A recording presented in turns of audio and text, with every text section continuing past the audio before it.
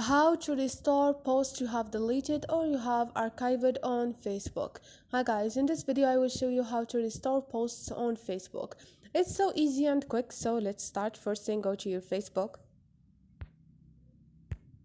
Now all you need to do is click on those three lines up there and click on the setting icon beside the search icon up there. Scroll down, click on your time on Facebook. Click on see time and click on see activity log.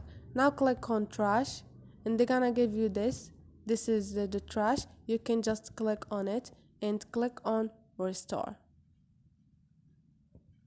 and they're gonna restore it again. So this is it guys. Hope this video was helpful to you. If you like the video, don't forget to subscribe and like.